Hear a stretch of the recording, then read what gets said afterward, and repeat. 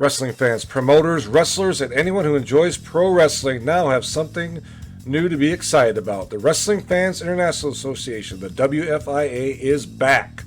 WFIA is an association that exists to promote, grow, and support professional wrestling throughout the world. Membership is free. Your membership includes a free digital bi-monthly publication of the Wrestling Fan News newsletter, association updates, voting privileges, and much more. Please go to thewfia.org, that's THEWFIA.org, and become a member today.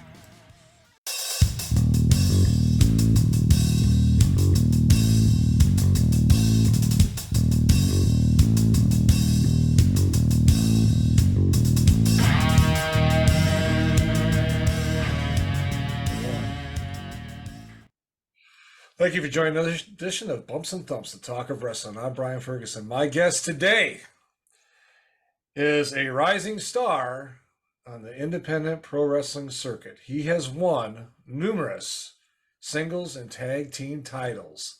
Ladies and gentlemen, it is my pleasure to introduce Sam Stackhouse. Sam, thanks for coming on today. Hey, thanks for having me. I appreciate it. Happy to be here. Yep. I'm glad you came on. I saw you. It was a Mid-States Wrestling event, the t-shirt I have on. Your title, or Luke Langley was defending his title against you. Mm-hmm. And I was just so impressed with your abilities, your athletic ability, your in-ring ability. Because if folks don't know who you are, you're a big guy. You're a big dude. I mean, you're a big dude. Yeah. And I was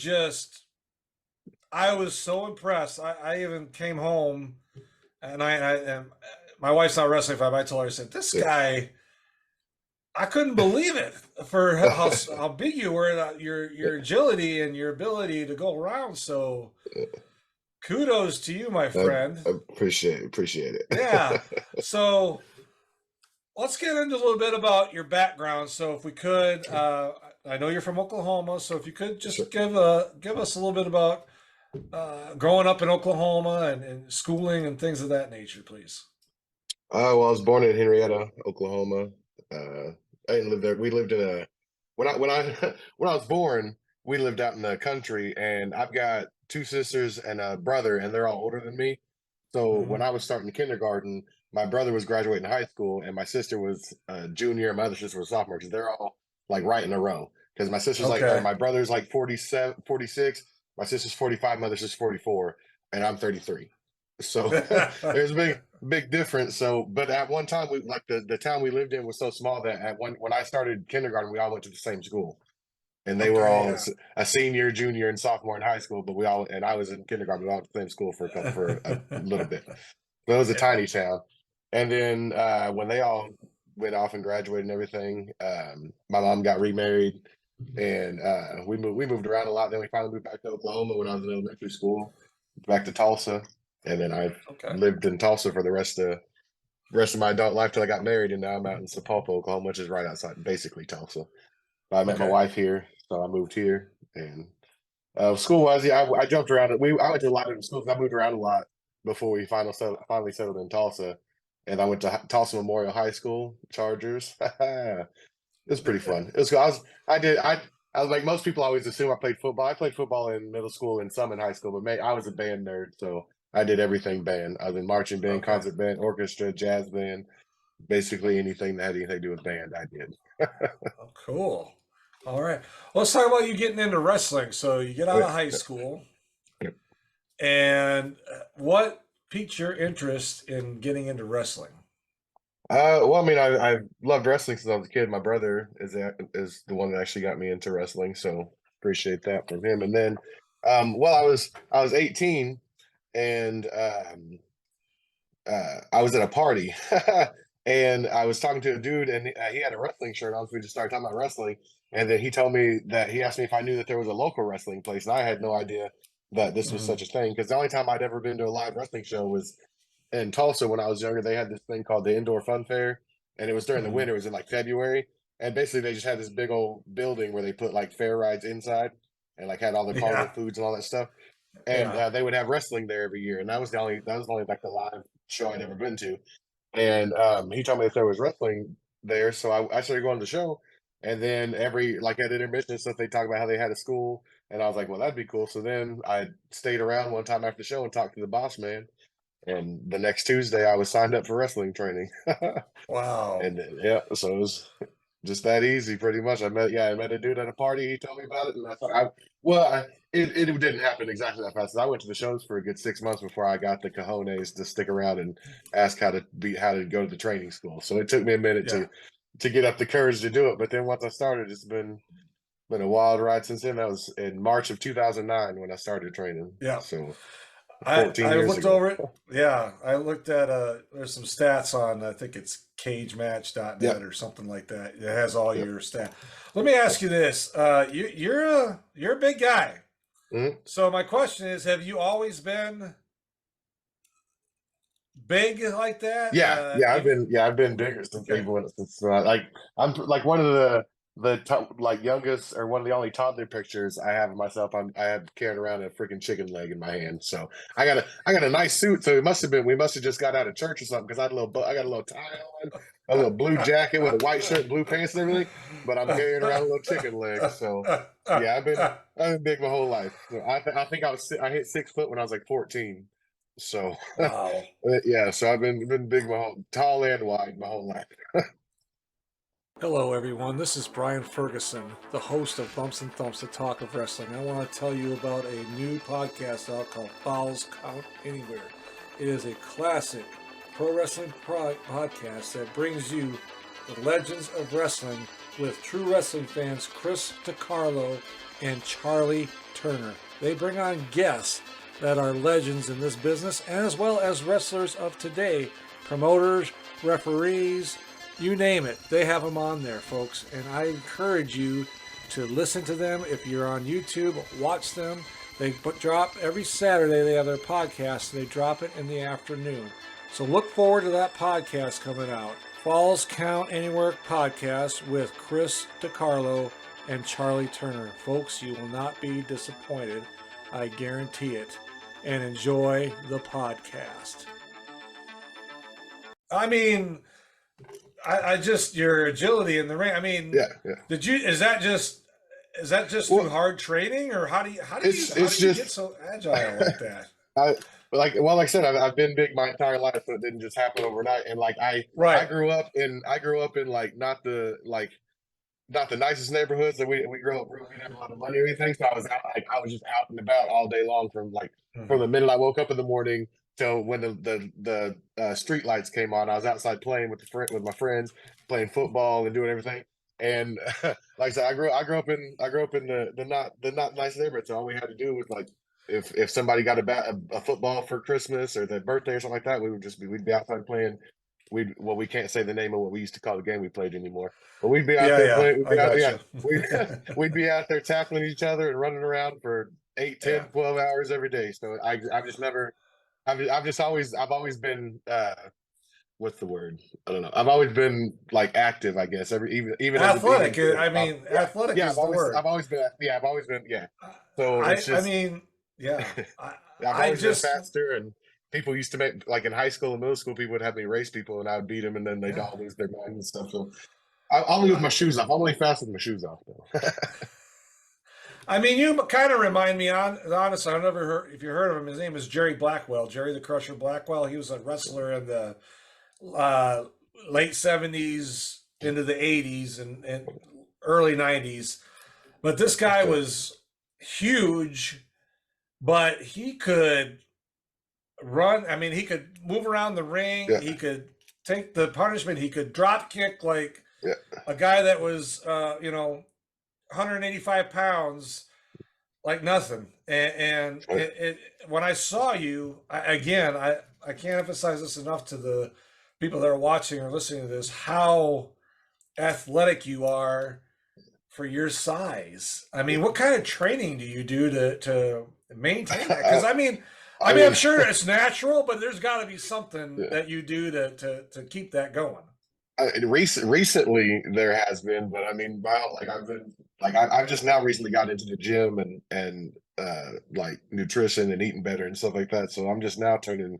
I'm pretty much I'm in the best shape best shape I've ever been in a long time. Since probably since high or probably since I wasn't running around as a kid. Yeah. So now I train and everything, but this whole time it's just been fueled by McDonald's and Taco Bell. So not the best thing, but it's been No. working. So It, it, we've been yeah. It last year works. I only had 2 weekends off last year. I had like Wow. 140 something matches just last year. Wow. So yeah, so it's been wild. Well, kudos to you. I want to ask you a little bit. Okay, so you did some training in 2009, 8, Nine. 9 Yep. era. Yep. Tell 2009. us, Then I tell made us a my little bit about debut your. in October. Okay, tell us a little bit about your first match, feelings, getting in there. What was that like for you? It was, I mean, looking back at when I was living it, it was the best day of my life. Looking Yeah. back, it's the most cringe-worthy thing I can barely get myself to watch it.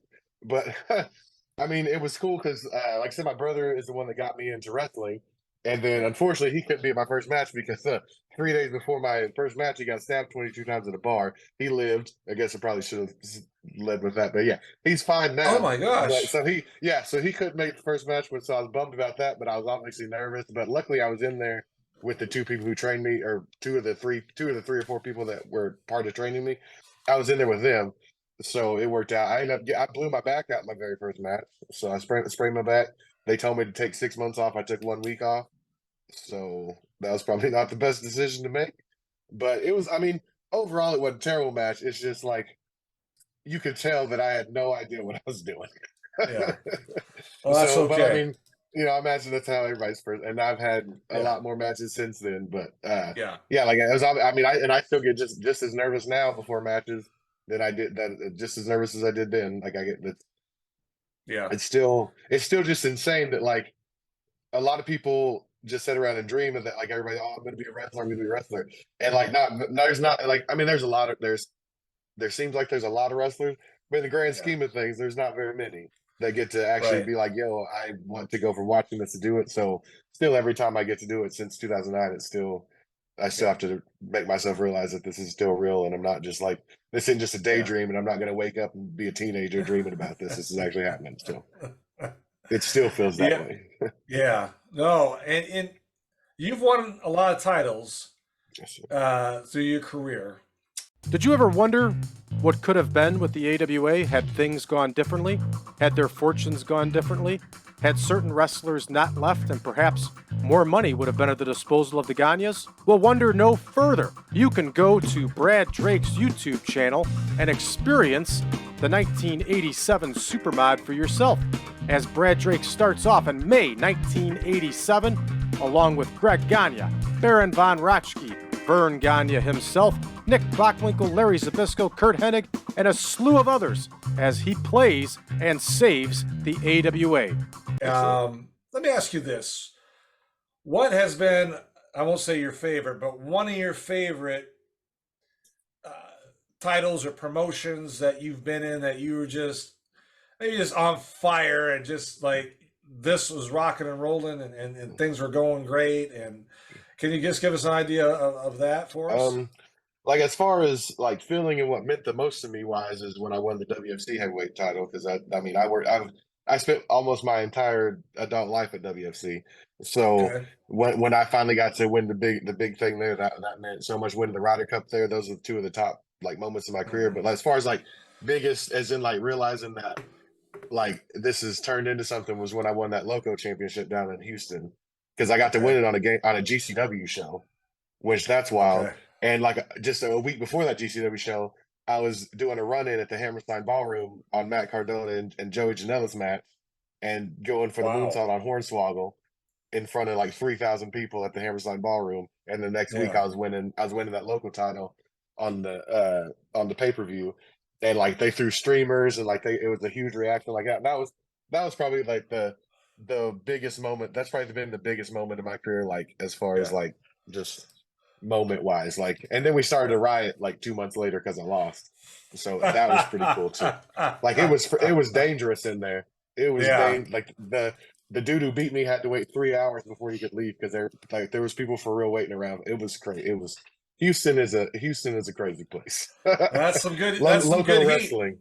Local wrestling is a crazy place. Yeah, that's some good heat though. If you can But get that yeah, that's type of definitely atmosphere. WFC and Loco are definitely, and GCW too, obviously, are all Yeah. responsible for the biggest moments of not only my career but my life in general. Like some Yeah. of those moments at WFC, like made me who I like. I mean, those I'll never forget those moments with the Yeah. guys way back before any of the way back before the millions of views and the wrestling front out way before all that, when it was just a bunch of dudes Yeah. trying to raise money for childhood cancer, just going out there destroying Yeah. ourselves, trying to get people to come in. Those were some of the best times of my life. Yeah. I mean, WFC first class. Tim Rockwell, great promoter, wrestler. I mean, I love him when I live in Springfield. I love it when he's here with Stephen E. and all that. I just think it's great. And he does such wonderful work. It's a great promotion. So let me ask you this. Wrestler that you've really enjoyed working with, either as an opponent or as a tag team, which person really sets out in your mind that I really enjoyed working with them?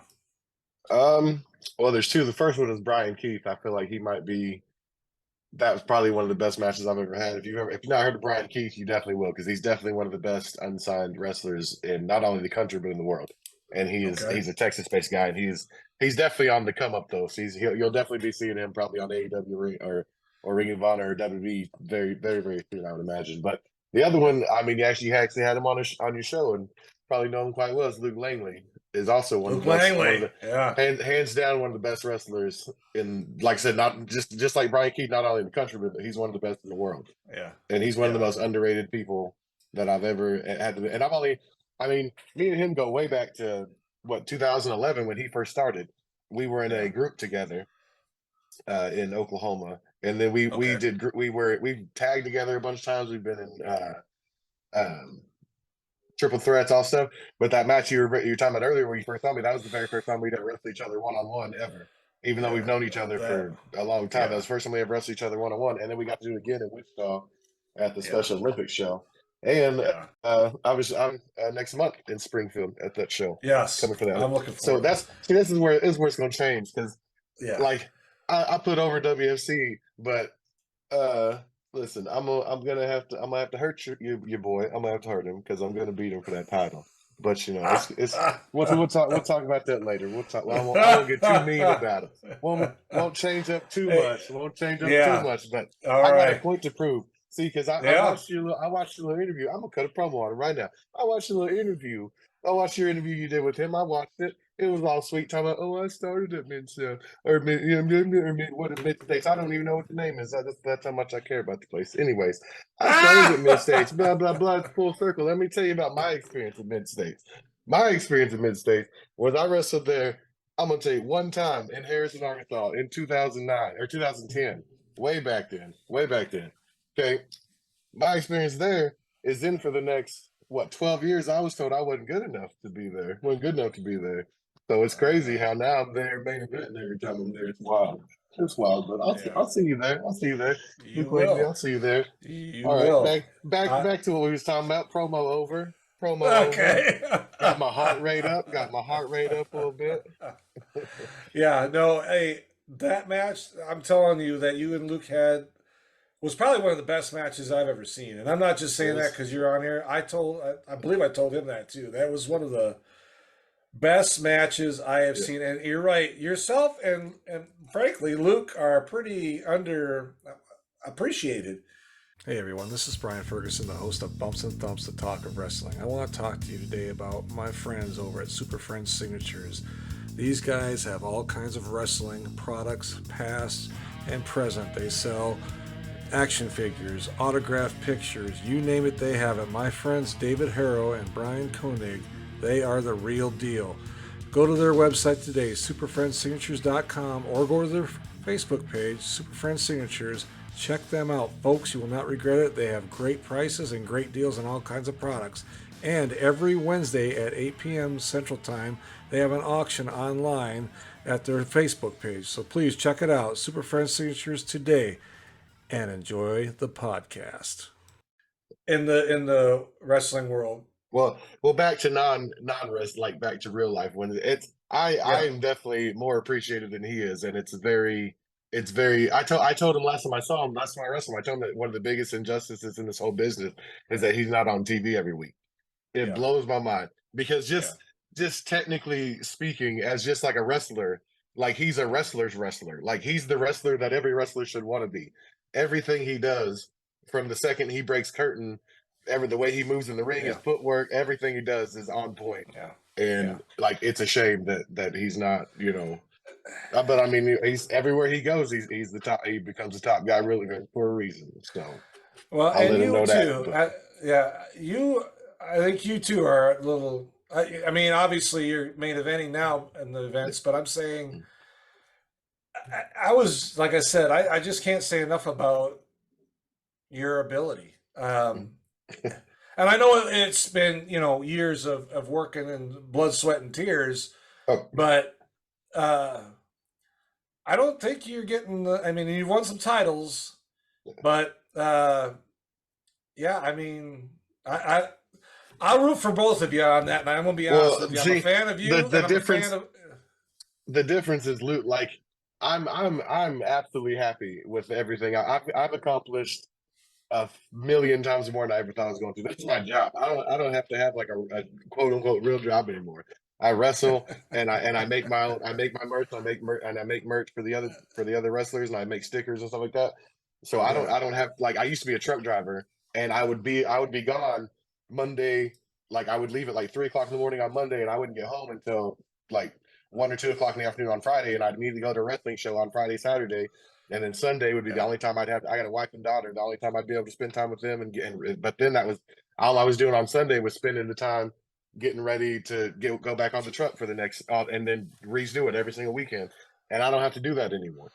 All I do now is I rest, and I homeschool my daughter now. So I was on the road for the first 4 or 5 years of her life, and now I'm home with her every single day. Well, she's been with my mom for the past 2 weeks, and it's been weird because like like it's just weird all day because my wife runs the local nursing home, so she's working, and then now my daughter's gone all day, so like it's just been a weird time. But I get to do that. It's all because of wrestling. Like I honestly get to live a dream that 99% of people don't get to live. And obviously, I'm not on like the huge. I could obviously be doing better on a bigger level, but this is still 100 levels past where I ever thought I was going to get. Yeah. So, well, if it all ends today, I'm happy. Yeah, I think too that if you get to that WWE, AEW, but you're going to be gone all the time again, like you were as a truck driver. I mean, really. I mean, from what I've been told, those guys work. I think they got. I think they have a little bit better of a schedule now. And also if if it turned into that wouldn't be a bad thing. Because that mean I'd be one of the top guys. Because the top guys are the busiest That's true. guy. That's true. So, but like also that being said too, I've also been blessed with the absolute like perfect partner for what I need to do. Anyways, because I actually met my wife through wrestling. I did a random show here, and I did a show. Well, it wasn't random. I worked there all the time. I started working there all the time. I did a show in Sapulpa here, and she was made like the promoter made her my manager, mine and my tag partner's manager, and that was probably 10 years ago. And now in 2 months or September, we'll be celebrating our 7-month wedding anniversary, and we have an 8-year-old daughter. So, and awesome. I've never had to explain anything about wrestling to her. Like she gets it. Like there was even times through my career that I was down in the dumps and I didn't want to go to shows and I didn't want to wrestle. And she's the one that pushed me to still go to the shows. And she knows. She just texted me this morning and told me that she believes in me. Just like so, I definitely have been blessed with the best partner too. So even if I were to be on the road all the time, and also we have we homeschool our daughter now, so I bring him with me. I'm in there you go. That's right. Because obviously, if I'm on the road all the time, my wife wouldn't have to work anymore. We could bring the kids. Like that's the convenience of the homeschooling thing too. So the homeschooling thing happened because of the pandemic, and they kept canceling school and putting it back on. So we didn't want to keep having to change our schedule, so we were like, we're just going to finish the rest of the year at homeschooling, and then in that like 6 months or whatever the rest of the year was, she was in, I think she was in first grade, because she was in kindergarten or first grade, then I think first grade, and then she ended up, like, by the end of that thing, she was already doing second grade work, so that we kind of Oh wow. couldn't put her back like she was already ahead. Yeah. Now she's going to the third grade this year, and she's already reading it like a fifth grade, like she's already. Right. So the homeschooling was definitely the way to go with that. But like that's another thing that I'm blessed to get to do because of just because of wrestling. If I started to be on the truck, I wouldn't be able to do that. You know. That's true. So That's very true. and it's all because I can't, like I said, you're gonna get tired of hearing me say how like just amazing wrestling has been to me. Like it literally the reason for everything good in my life. Wrestling has given me. So no, that's awesome to hear. That's great to hear because sometimes you hear the sob stories, But well, I have them. Just the good. Well, yeah, but I've been lucky enough for the good to outweigh the bad in life so far. Right. And that's good to hear. That's good to hear. So, let me a couple more questions. Promotion wise, I know from what I've read, you've been to quite a few promotions areas. You talk about Texas, Oklahoma, Missouri, Arkansas, Illinois. Have you ever been on the West Coast or? I've been to Vegas. Is the furthest west I've been so far. Do you ever wonder what would happen if you give a dad a podcast? Ladies and gentlemen, let's just settle this debate right here, right now. It's not even just the greatest PlayStation game. It's the greatest game ever. Not to toot my own horn, but exactly. Yeah, I remember he kicked me so hard I thought I owed him money. I love it. I'm excited for this one. He goes, "What is your name?" And I was like, "It's Thrash." I'm getting punched in the face on the daily. Man, this guy won't shut up. I wear that as a badge of honor. Yeah, I got knocked out cold in that match. It was awesome. So awesome. We make dogs sing. Do you always do these interviews with your shirt off? Going live in 3, 2, 1. So now we've been filming for the last 6 months. I panicked. Followed by. Bro. If You Give a Dad a Podcast, available everywhere podcasts are found. Okay.